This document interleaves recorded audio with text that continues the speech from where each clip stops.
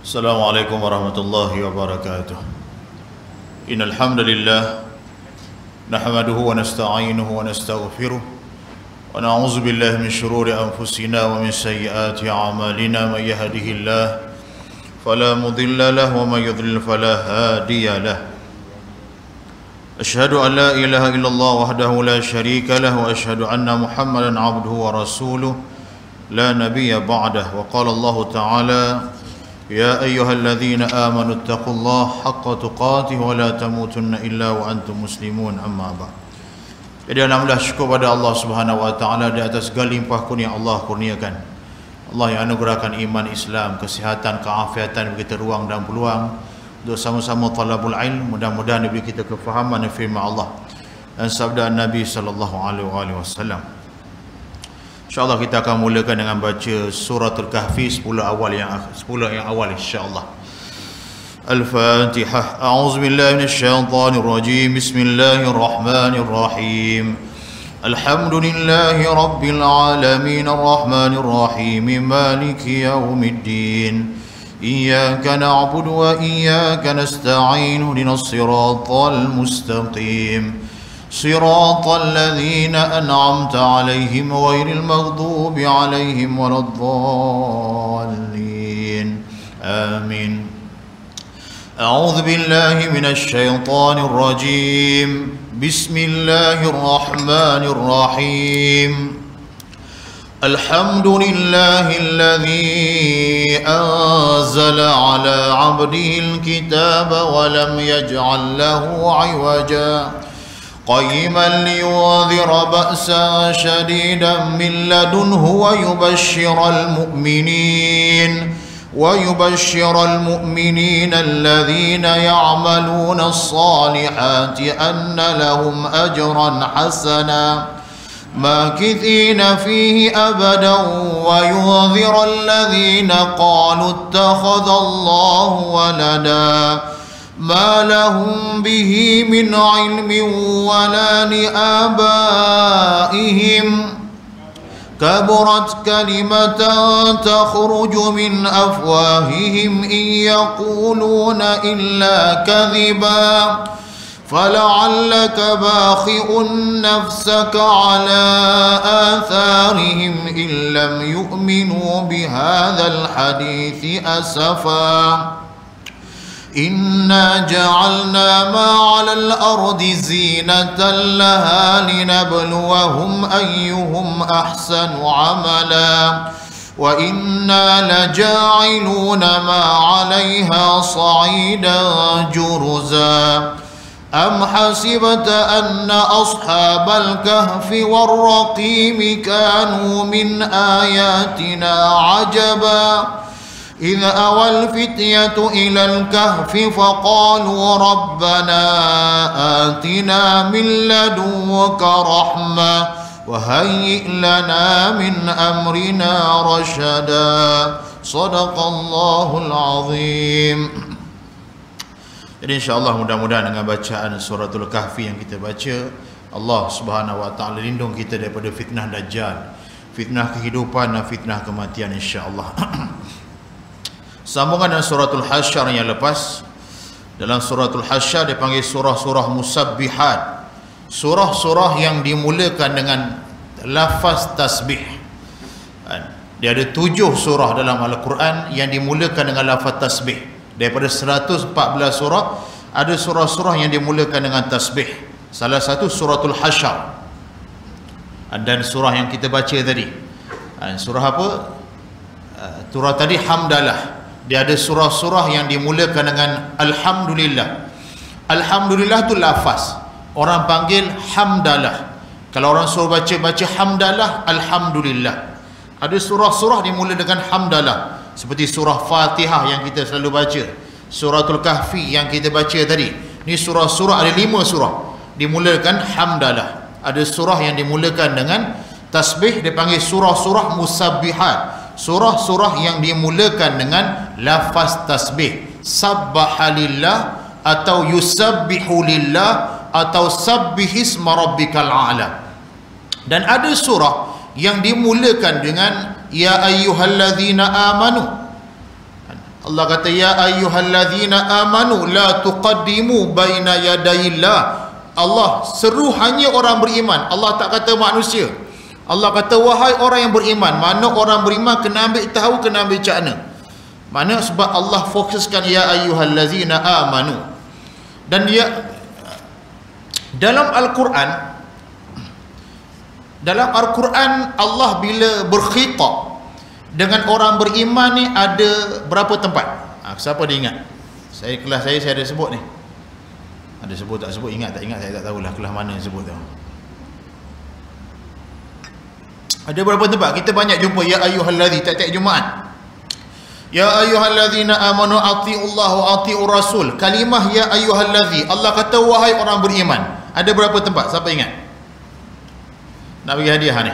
Tadi saya bagi hadiah dah, tadi tak ada orang jawab tadi. Dan kelas ni. Ni hadiah betul-betul ni. Allah guna ya ayyuhallazi dalam Quran ada 89 tempat. Allah kata wahai orang beriman, wahai orang beriman, wahai orang beriman, ada 89 tempat dalam Al-Quran.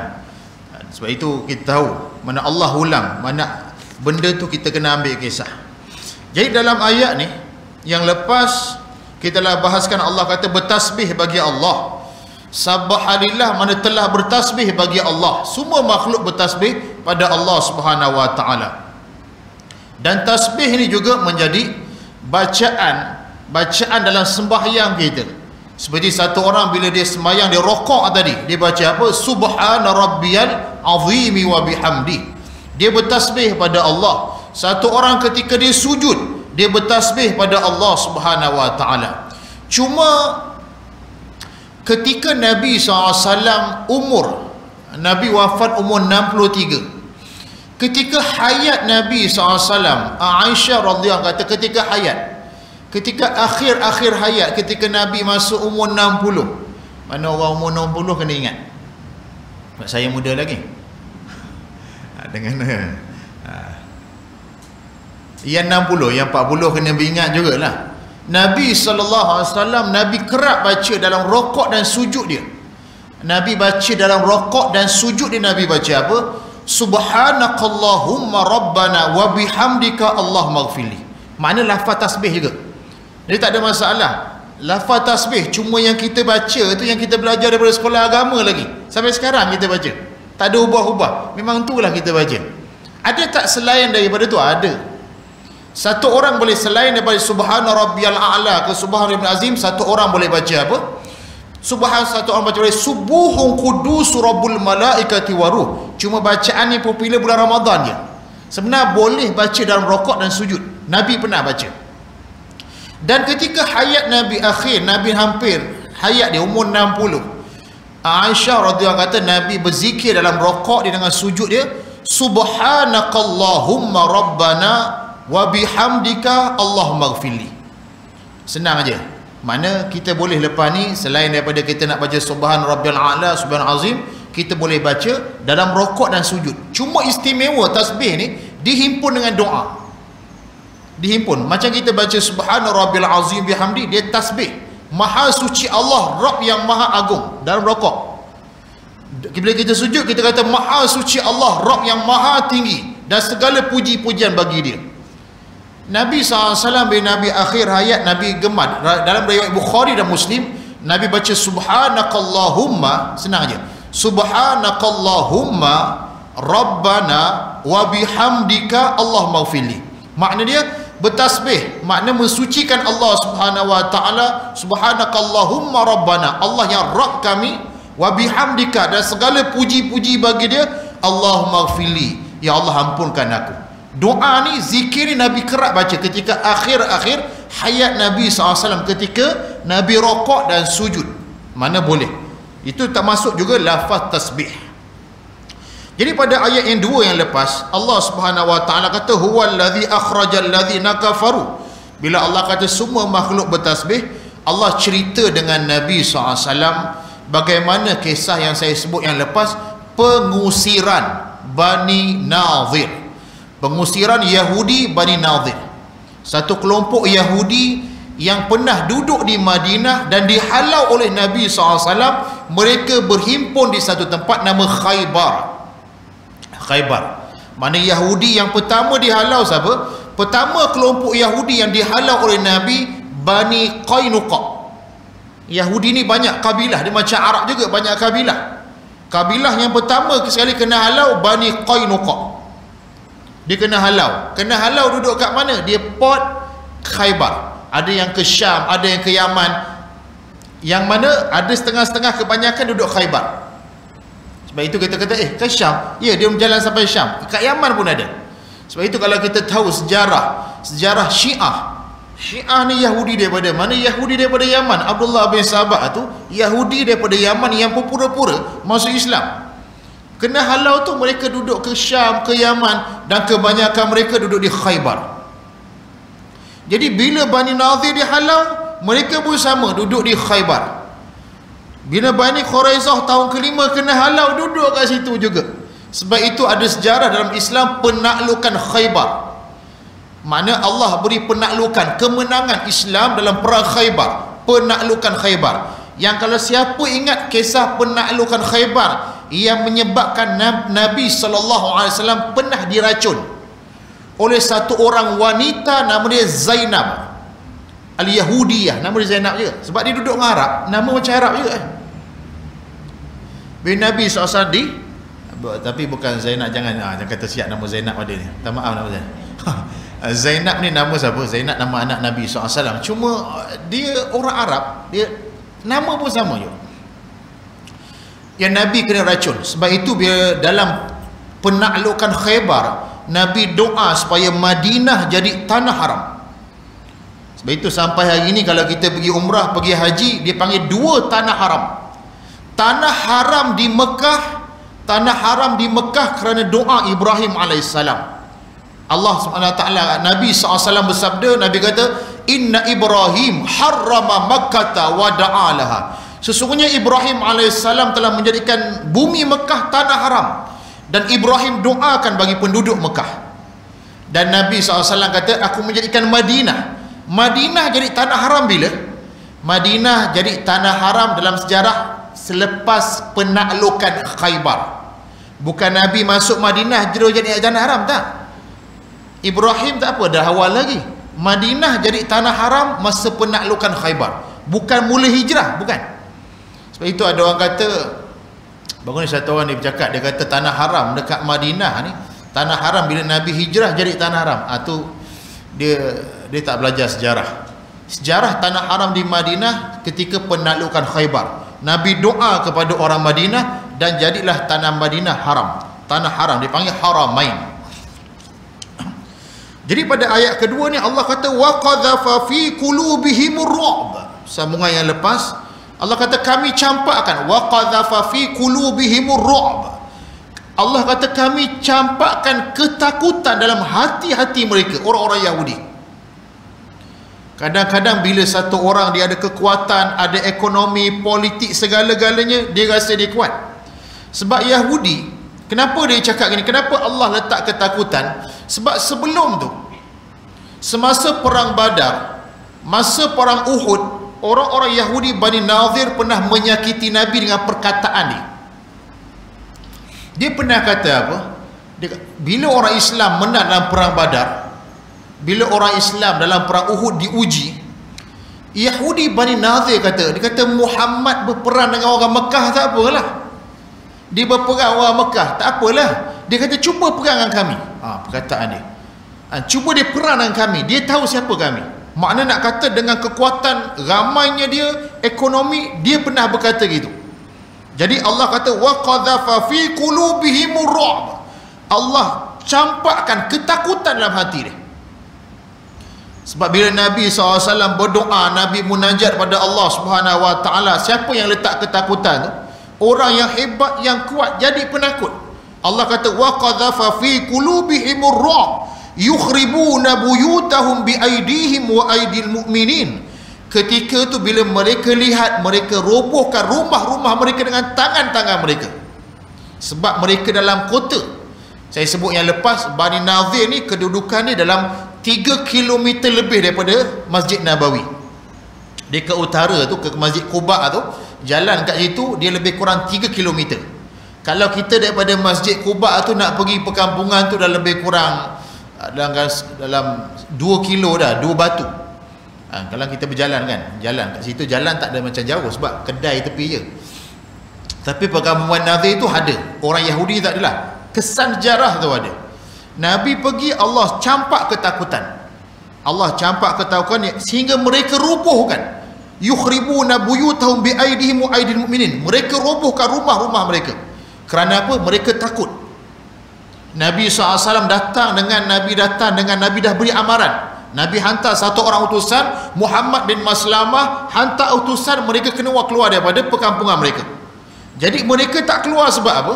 Mereka tak keluar kerana Abdullah bin Ubay bin Salun, ketua munafik dekat Madinah, beritahu dengan Huyai bin Akhtab, dia kata kamu jangan keluar sebab kami duduk belakang support kamu. Kami ada 2,000 daripada Bani Ghatfan yang akan support kamu. Jadi bila mula-mula takut, jadi berani balik lah sebab ada orang nak support ni. Bila berani balik, Allah kata kami campakkan. Sebab itu dalam doa, Anas bin Malik radhiyallahu kata, Nabi kerap berdoa. Kana aktsarud doa adalah Nabi, kana Nabi SAW aktsarud doa. Nabi SAW banyak doa. Cuma ada doa-doa yang Nabi kerap baca. Kita tengok dalam himpunan An-Nawawi rahimahullah dan kita di Al-Azkar, banyak doa-doa yang Nabi ajar. Cuma dalam banyak-banyak doa, Anas kata apa? Anas kata Nabi kerap berdoa, ya muqallibal qulub tsabbit qalbi ala dinik. Wahai Tuhan yang membolak-balikkan hati, tetapkan hati kami dalam agama. Doa ni doa yang kerap Nabi baca. Selalu Nabi baca, ya muqallibal qulub tsabbit qalbi ala dinik. Anas kata ini doa yang sering Nabi baca. Satu lagi Nabi baca apa? Yang kita selalu baca. Nabi kerap baca, Allahumma rabbana atina fid dunya hasanah wa fil akhirati hasanah wa qina adzabannar. Ini dua doa ni Anas kata Nabi selalu baca. Sebab apa? Allah yang memegang hati-hati manusia. Sebab itu hati ni, jantung ni dipanggil apa dalam bahasa Arab? Qalbun. Dia bukan kalbun. Kalau kalbun jadi anjing. Kalau kal makna anjing. Qalbun ni makna sanubari. Dalam bahasa Arab, kalau kita kata bolak-balik, kita nak bolak-balikkan satu benda, bahasa Arab guna muqallib. Muqallib ni makna yang bolak-balik. Sebab itu kalau siapa baca suratul Kahfi, dalam suratul Kahfi ada kisah yang kedua. Dia ada 4 kisah dalam surah Kahfi ni yang menjadi iktibar bagi umat Muhammad. Pertama, kisah Ashabul Kahfi. Kedua, kisah empunya kebun, 2 laki-laki yang ada kebun. Ketiga, kisah Musa alaihissalam dan Khidir. Keempat, kisah Zulkarnain. 4 kisah besar dalam suratul Kahfi. Dan kisah yang kedua tu, 2 orang yang Allah beri kebun, Allah uji dia. Dia kata apa? Bila dia masuk kebun, dia berbangga, dia takbur.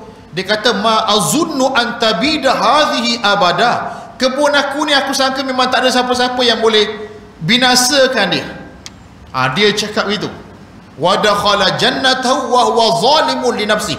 Dia masuk kebun dia berlaku zalim dengan perkataan sombong. Akhirnya jadi apa? Saya nak kata tentang kalimah ni, bolak-balik ni.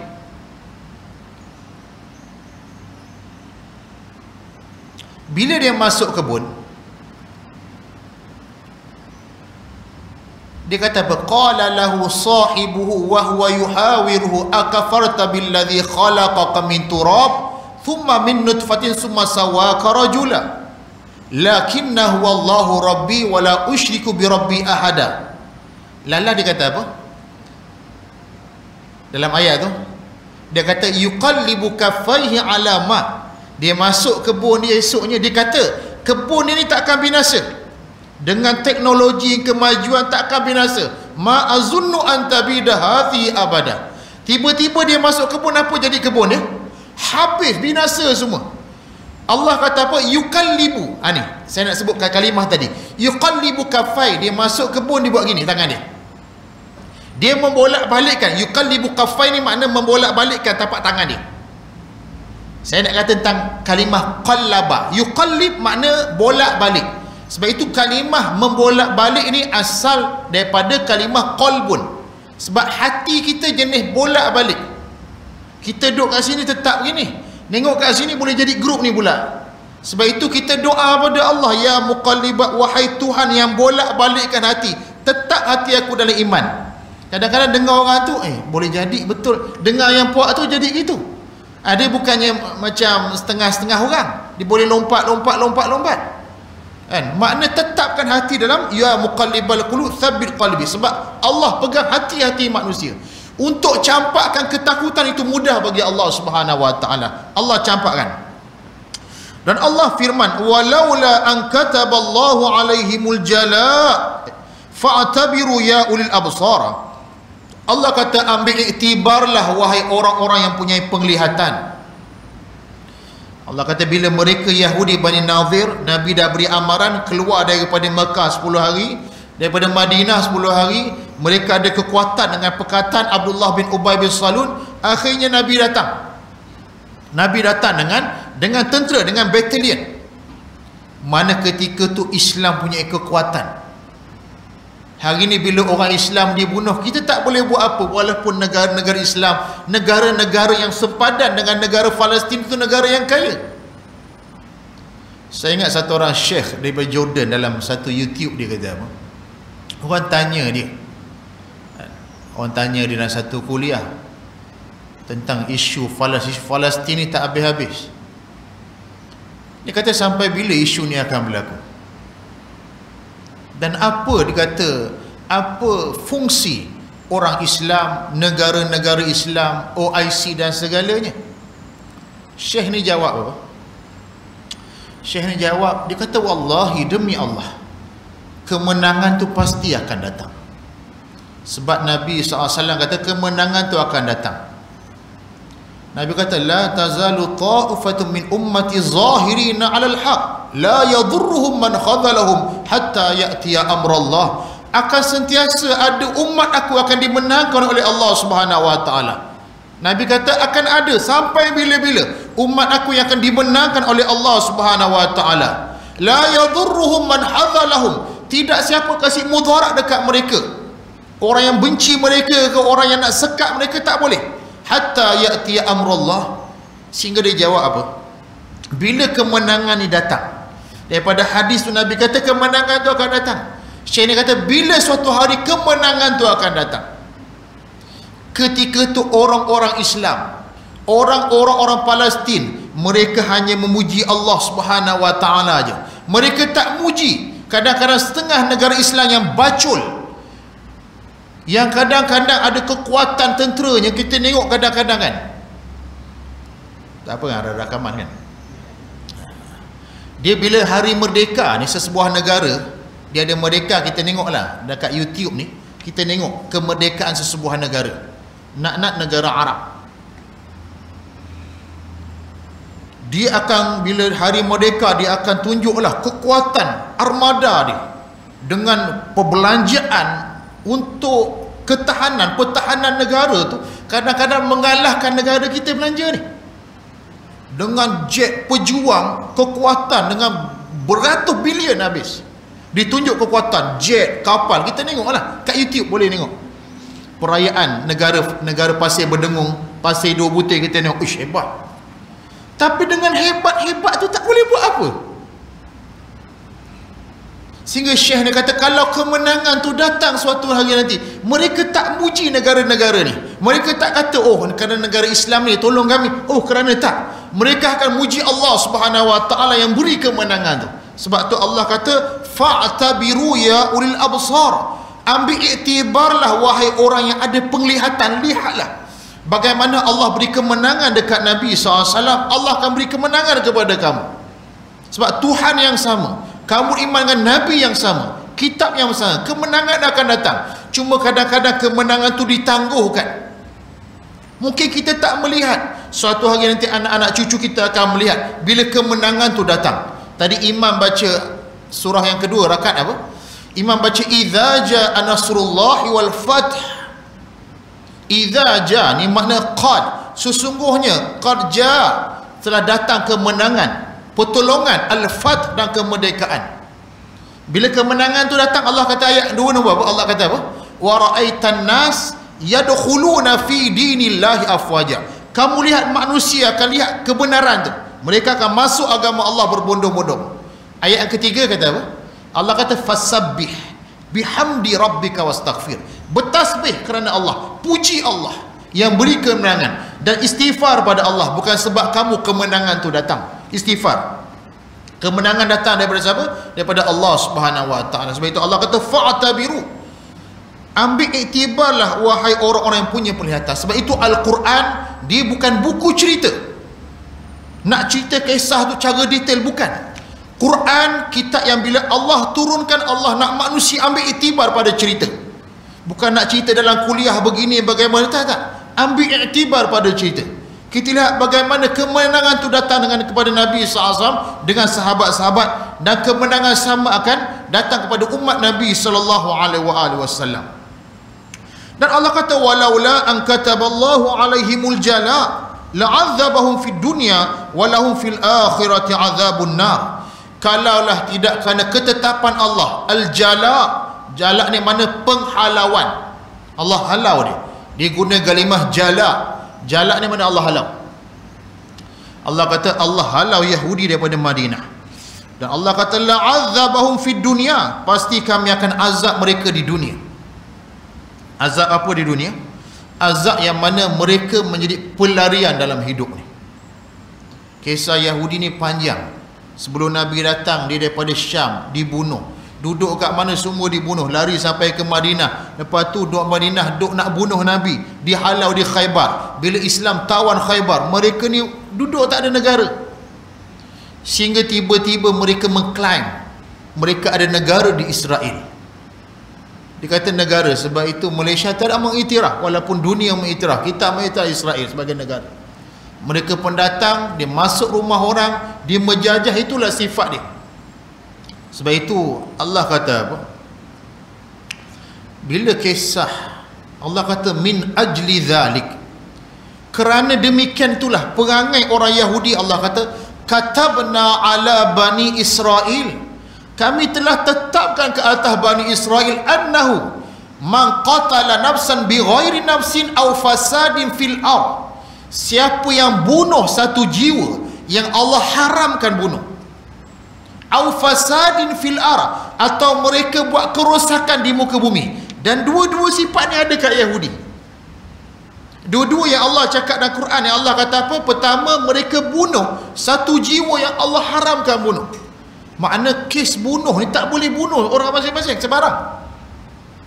Satu orang yang bunuh orang tanpa ada alasan syar'i, dia akan jawab, dia bertanggungjawab di hadapan Allah. Dan saya pernah sebut yang dulu kelas, kes yang mula-mula, jenayah yang mula-mula akan ditanya jenayah tentang pembunuhan. Kalau amalan kita tahu, bila satu orang meninggal dunia, dia akan masuk ke alam barzakh, kubur. Kita semua akan masuk kubur, dan kita pun tahu kita akan ditanya dengan soalan-soalan melibatkan akidah, tauhid. Siapa Tuhan kamu? Siapa Nabi kamu? Siapa imam kamu? Mana kiblat kamu? Ini soalan dalam kubur, akidah. Lepas tu dah masuk dalam kubur, Allah kata wa idzal qubur bu'sirat, bila kubur-kubur dibongkar. Makna kita semua nanti suatu hari bila kubur dibongkar, semua pergi satu tempat dipanggil mahsyar. Di mahsyar Nabi kata awalu ma yuhasabu bihil abdu yaumal qiyam, mula-mula first yang akan ditanya tentang salat, sembahyang kita. Sembahyang luluhlah insya-Allah. Sembahyang sangkut, wali'auzubillah min zalik. Itu bab amal. Bab jenayah mula-mula kena tanya apa? Bab jenayah mula-mula kena tanya bunuh. Sebab itu bunuh orang tanpa syar'i, bunuh satu jiwa yang Allah haramkan bunuh, dosa besar. Tapi benda ni Allah kata Yahudi telah buat. Sebab itu Allah kata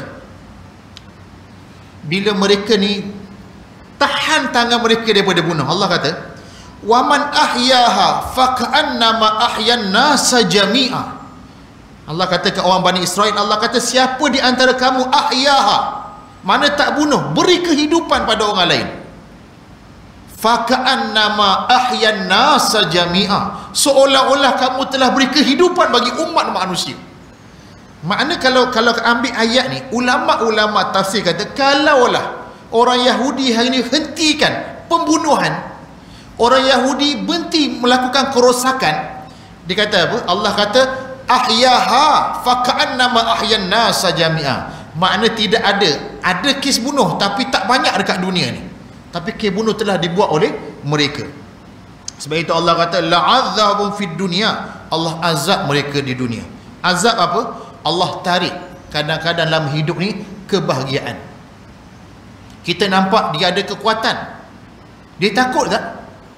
Kan kita tengok YouTube kan, kadang-kadang satu roket Hamas tak sampai pun meletup kat tengah atas, dia punya takut tu, takut. Siapa yang letak takut tu? Jadi orang Palestin saudara kita, dia bunyi pom pam biasa je, syahid. Mereka kadang-kadang dengar Hamas nak serang, takut ni, takut. Siapa letak takut? Sebenarnya kerajaan telah beri jaminan, letakkan penempatan.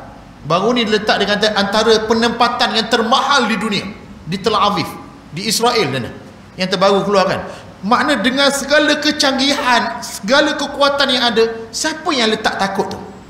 Allah letak ketakutan dalam hati mereka, sebab tidak ada kebahagiaan. Sebab itu kadang-kadang Allah SWT beri dia segala-galanya, Allah tarik bahagia ni.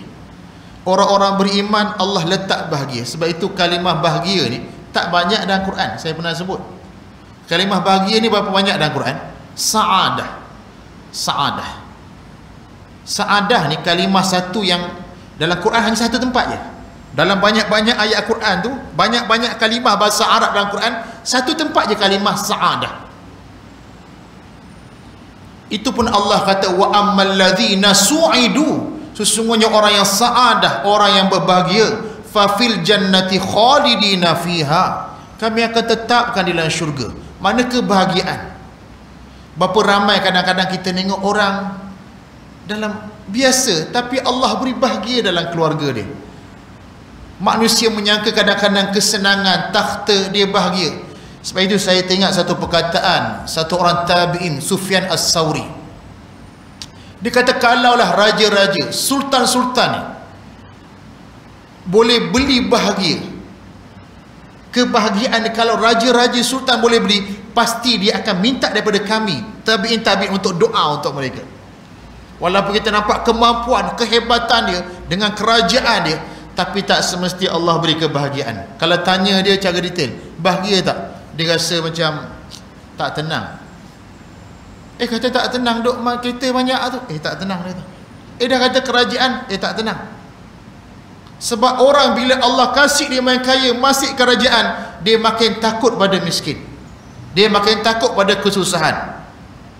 Sebab itu orang pernah tanya pada Harun Ar-Rashid, satu orang khalifah Abbasiyah.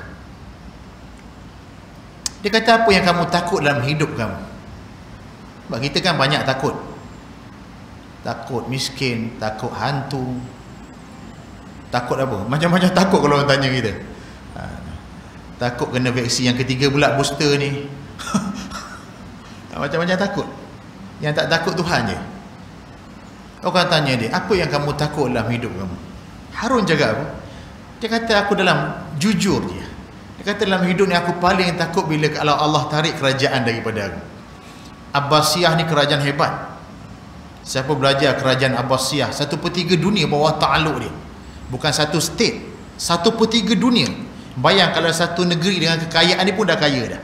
Satu negeri dia pasti berdengung. Kalau dia kata dia kaya, dah kaya dah. Ini 1/3 dunia bawah ta'aluk dia. Dia boleh kata apa benda yang dia paling takut? Dia paling takut kemiskinan. Dia kata, tuanku, bukankah ada khalifah, kamu dah ada kerajaan, dah ada istana yang hebat, yang gah, kamu takut? Takut. Kita jangan sangka orang yang makin senang, makin gini duk takhta dia tak takut, tak. Sebab kebahagiaan Allah yang, sebab itu Allah doa, ya muqallibal qulub wahai Tuhan yang menetapkan hati. Allah beri kadang-kadang ketenangan jiwa bagi setengah-setengah orang yang kadang-kadang kita nampak tenang je, datang ke masjid, lepas tu kita balik makan, esok bangun subuh. Hidup ni berjalan. Allah kata tilkal ayyam nudawiluha bainan nas. Itu hari-hari yang Allah kitalkan bagi kita. Kita berkawan dengan sahabat-sahabat yang baik. Kadang-kadang kita berhimpun, kita berjumpa dengan kawan-kawan sahabat. Itu satu benda yang nikmat dalam hidup, yang Allah beri kebahagiaan. Kadang-kadang ada orang Allah tak beri kan, tak beri sa'adah. Dan Allah kata walahum fil akhirati azabun nar, dan dekat akhirat nanti Allah akan sediakan bagi mereka azab api neraka. Bagi siapa? Bagi orang-orang yang mana mereka menentang Allah dan Rasul, orang-orang Yahudi. Dan Allah kata dzalika bi annahum syaqullaha wa rasulahu wa man yushaqillah fa innallaha syadidul iqab. Kerana bahawa sungguhnya mereka orang-orang Yahudi ni, Bani Nadir, mereka telah menyakiti Allah dan Rasul. Menyakiti ni apa?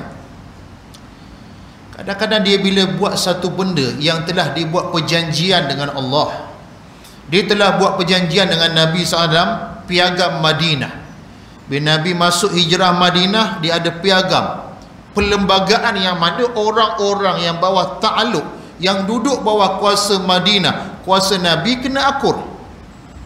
Ada kadang-kadang mereka menggunakan perkataan seperti saya sebut tadi. Dia kata dengan Nabi, kamu perang dengan orang Mekah tak apalah, cuba perang dengan kami, tahulah kamu. Itu perkataan. Ada dengan perbuatan, yang mana mereka ni dengan perbuatan ambil batu nak hempak kepada Nabi SAW. Dan kisah ni, bila Nabi SAW pergi ke tempat perkampungan Bani Nadir, dia ambil satu batu, Nabi tengah duduk kat bawah tu, dia nak hempak. Allah hantar Jibril AS beritahu Nabi, pergi segera kerana mereka nak bunuh. Ada dengan perkataan, ada dengan perbuatan. Terkadang-kadang mereka menyakiti bukan Allah dan Rasul. Kadang-kadang dia menyakiti orang-orang yang bersama Rasul. Sebab itu Allah kata innal ladzina yu'dzuna Allah wa rasulahu la'anahumullahu fid dunya wal akhirah. Orang-orang yang menyakiti Allah dan Rasul. Lepas tu Allah kata walladzina yu'dzunal mu'minina wal mu'minat bighairi maqtasabu. Dan orang yang menyakiti orang-orang yang beriman laki-laki dan orang-orang yang beriman perempuan. Bani Qainuqa kerana apa? Dia telah menyakiti satu orang wanita muslimah yang ditelanjangkan. Datang satu orang sahabat jaga maruah dia, tutup aurat dia, yang sebabkan dia dibunuh. Nabi pertahankan. Sebab itu Allah kata zalika bi annam syaqullaha wa rasulahu wa man yushaqillah. Siapa yang menyakiti Allah dan siapa yang berperang dengan Allah, tidak ada sejarah dalam umat manusia bila mana-mana tentera, mana-mana kerajaan dia perang dengan Tuhan, dia menang. Ini bukan cerita Tuhan Zeus ni. Bukan cerita apa, cerita Tron tu tengok perang Tuhan boleh surrender, Tuhan Zeus boleh kalah. Ini bukan cerita Yunan. Ini cerita reality. Bila Allah SWT tidak dalam sejarah manusia, wa man yushaqillah fa innallah, tak ada satu bila perang dengan Tuhan, Tuhan kalah, tak ada. Allah Subhanahu wa taala pasti, wallahu ghalibun amri, Allah pasti menang. Dan seterusnya Allah kata dalam kisah Bani Nadir ni, ma qata'tum min linatin aw taraktumuha qa'imah ala usuliha fa bi idznillah wa liyukhziyal fasikin. Dalam ayat yang ni Nabi potong. Allah kata ma qata'tum min linah, mana-mana pokok kurma yang kamu tebang. Linah ni kalau dalam terjemahan, kalau kita buka pimpinan Ar-Rahman, dia akan terjemah dengan apa? Pokok kurma. Linah ni Al-Imam Ibn Kathir rahimahullah kata linah dia satu jenis pohon kurma yang terbaik. Dia macam durian lah. Kalau durian, orang terbang durian musangking itu kan, dah tanam 6 tahun 7 tahun tiba-tiba kena tebang, dia menangis. Linah ni satu kategori kurma yang terbaik di tanah Madinah. Dan kurma ni dalam sejarah bila Nabi pergi ke perkawanan Bani Nadir, dia dikelilingi oleh kurma, pokok kurma linah. Cuma dalam terjemahan bahasa Melayu disebut pokok kurma je. Linah ni sebenarnya jenis kurma, jenis pokok kurma yang terbaik. Macam kita durian musangking lah. Nabi pergi, Nabi dah tebang. Ma qata'tum, mana-mana pokok yang kamu tebang, au taraktumuha, atau kamu biarkan. Bila ayat ni turun, Nabi tebang. Orang Yahudi kata apa? Yahudi bila lihat Nabi tebang pokok lina, kurma tu, Yahudi kata, mana ada satu orang Rasul, satu orang Nabi yang tebang pokok. Sebab kita tahu dalam peperangan, satu orang tidak boleh tebang pokok-pokok. Tak boleh bunuh kanak-kanak, tak boleh bunuh wanita, tak boleh bunuh orang tua. Tapi dalam ayat ni Allah kata, Nabi, mana-mana pokok yang kamu tebang. Mana kat sini ada tebang. Yang menjadikan Yahudi kata, mana ada satu orang Rasul yang tebang pokok. Jadi Abdullah bin Ubay bin Salul, Yahudi munafik pun kata sama. Dia kata, apa nak Muhammad duk main tebang-tebang pokok ni? Sebenarnya sejarah perang, saya ulang, sejarah perang tak boleh petang tebang pokok. Dipanggil adab. Tak boleh bunuh kanak-kanak, tak boleh bunuh orang tua, jangan tebang tumbuh-tumbuhan, ni tak boleh. Tapi dalam Bani Nadir ni perang. Sebab itu ulama-ulama tafsir kata, pokok mana yang Nabi potong ni? Jalan nak pergi ke perang Bani Nadir, nak pergi ke perang tu, dia ada dikelilingi oleh lina, pokok-pokok kurma yang terbaik. Sehingga sahabat-sahabat tak tebang. Nabi suruh tebang, sahabat tak tebang. Sebab apa? Sahabat kata, kalau menang dapat ghanimah, pokok-pokok ni kita punya. Dan pokok ni jenis terbaik. Contohlah, kita dah tanah durian Musangking. Kalau kita dapat tanah tu bagus tu, kita tak payah lagi nak tanam, sebab durian dah ada. Beli tanah, durian dah ada. Tapi ini bukan beli. Kalau menang, dapat harta ghanimah. Sahabat, Allah uji sahabat. Sahabat tak potong, Nabi potong. Dalam isu ni, Nabi potong mana-mana pokok kurma yang menghalang tentera-tentera Islam sampai ke perkampungan Bani Nadir. Nabi tebang. Nabi tebang. Dan pokok, sebab itu Allah kata, ma qata'tum min lanatin aw taraktumuha qa'imah, atau mana-mana pokok yang kamu biar. Makna bukan Nabi tebang semua pokok. Bukan semua Nabi tebang. Ada yang menghalang tentera Islam, Nabi tebang. Fa biiznillah, semua tu dengan izin Allah Subhanahu wa taala, wal yukhziyal fasiqin. Semua dengan izin Allah. Sebab kalau mana-mana kadang-kadang menghalang tentera Islam, memang kita tak boleh tebang. Tapi kan dalam perjalanan tu, yang menghalang tu pokok-pokok. Kadang-kadang yang menghalang tu suatu benda yang, sebab benda tu menghalang, makna syarak benarkan benda tu dialih atau tebang, mengganggu kadang-kadang perjalanan. Nabi tebang lina, sehingga sahabat dah terfikir, kalau kenapa Nabi tebang ni? Ujian. Kadang-kadang dalam hidup ni, Allah jadikan harta ni sebagai ujian. Sebab kita nampak, sebab itu dalam perang Uhud, ghanimah insan, manusia, dia harta ni dia tak salah. Dia cara macam mana nak guna harta tu yang salahnya. Bila nampak harta ghanimah, bukan mereka nak berebut sangat. Tinggalkan bukit tu, sahabat bukan rebut nak harta tu. Kadang-kadang bila turun, nampak dah selesa. Nengok tentera musuh semua dah lari, semua dah tak ada, dah anggap selesa, turun daripada bukit. Sebab itu setengah-setengah orang mengata sahabat tamak keluar. Itu perkataan yang kadang-kadang kegelinciran. Setengah-setengah orang bercakap tu yang dia kena jaga. Sebab Nabi kata, wala tasubbu ashabi, jangan cerca sahabat aku. Ada kadang-kadang setengah-setengah di meja-meja penceramah kata, sahabat tamak ketika tu, sahabat turun daripada bukit, nampak harta ghanimah. Perkataan tu, lidah tu kena jaga.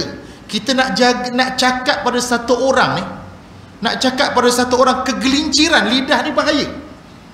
Sebab itu bila akhir dalam kuliah kita kata subhanakallahumma rabbana wa bihamdika, tasbih taubah, kadang-kadang tersilap dalam bercakap. Sebab itu saya teringat dulu masa belajar surah Tahrim, satu surah yang dulu belajar tafsir dengan guru kita, satu surah yang nak cerita tu, kita kena habis guna bahasa yang halus. Sebab Allah tegur Nabi, Allah kata, ya ayuhan Nabi, lima tuharrimu ma ahallallahu lah.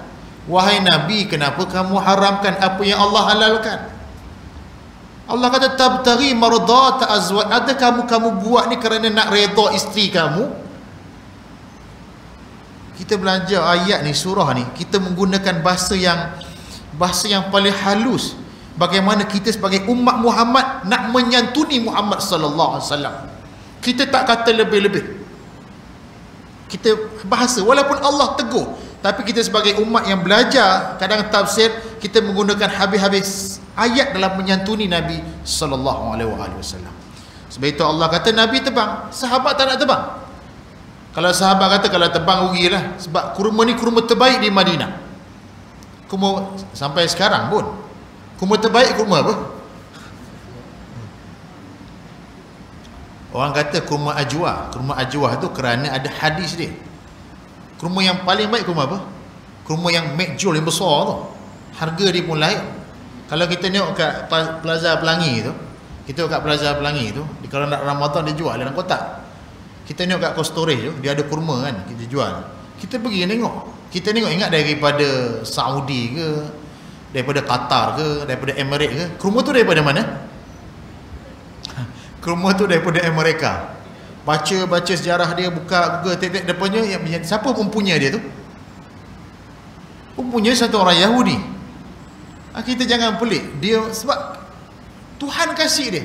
Bila manusia mengkaji macam mana pokok nak besar, nak gemuk, silakan, tak salah kan. Cuma hari ni bila ada keluaran McJohn yang Palestin, kita pilih Palestin lah kalau ada kan. Kalau yang ada kita pilih yang untuk ekonomi orang Islam. Jadi dalam kisah ni, nak terbang, sahabat tak terbang. Sahabat kata kalau terbang rugi kita, sebab lepas ni kalau dapat jadi milik kita, kita boleh untung. Tapi Nabi suruh terbang. Kadang-kadang ada perkara perintah tu, yang sebab perintah tu dia melawan apa nafsu kita. Mana-mana kadang-kadang ada perintah Tuhan tu tak semasuk dengan kita.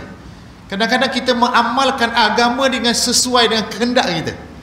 Kalau kata orang laki-laki bab poligami, dia memang kat situ dia tak payah panggil penceramah, tak apa, dia boleh ceramah. Tak payah panggil penceramah. Bab munakak kahwin 4, panggil dia lah. Sunnah, tu sunnah tu kan. Makna kadang-kadang ada manusia dia amal agama yang aliran dia je, kena yang tak kena dengan dia, dia kata tak masuk aku ni.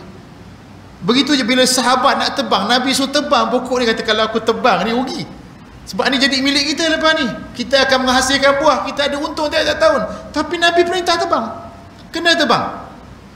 Sebab apa? Allah kata wa ma kana lil mu'minin wala mu'minatin iza qadallahu wa rasuluhu amran ay yakuna lahumul khiyarah. Tidak patut bagi satu orang laki-laki yang dikata dia beriman, tidak patut bagi satu orang wanita yang dia kata dia beriman, iza qadallahu wa rasul, bila Allah dan Rasul menetapkan satu perkara, ayyakuna lahumul khiyarah, dia ada pilihan yang lain. Allah dah kata A, Nabi dah kata A, kita kata B tak boleh ke? Allah dan Rasul kata B, kita kata C tak boleh ke? Kita mencari alasan untuk keluar, untuk benda tu kadang-kadang tak sesuai dengan nafsu kita. Kadang kata buka puasa, letaklah kita cadangan, buatlah nasi Arab tiap-tiap hari. Kita kata awak duk cadang nasi Arab je sebab tekak kita kena nasi Arab, kita tak kena buah orang. Kalau nak kena masjid lain, kita kata kita tak datang lah. Kita kadang-kadang beri cadangan yang membuahkan nafsu kita. Sebab itu agama beri pedoman. Wallahu ta'ala alam. Mudah Allah beri saya sendiri yang bercakap, kita kekuatan semualah. Kita semua ni orang yang belajar, yang bercakap pun bukan kata sempurna. Kita semua ada kelemahan dan kita minta ampun pada Allah. Mudah Allah ampunkan salah silap kita dalam kehidupan ni. Sebab itu agama mengajar kita, mendidik kita. Subhanakallahumma wa asyhadu an la ilaha illa anta astaghfiruka wa atubu ilaik. A'udzubillahi minasyaitonir rajim. Bismillahirrahmanirrahim. Alhamdulillahirabbil alamin. Allahumma shalli ala Muhammad wa ala ali Muhammad. Allahumma aghfir bil ilmi wa zayyina bil hilmi wa akrim bit taqwa wa jammilna bil afiyah. Wa sallallahu ala sayyidina wa nabiyyina Muhammad wa ala alihi wa sahbihi wasallam. Alhamdulillahirabbil alamin. Taqabbalallahu minkum wallahu a'lam bis-shawab.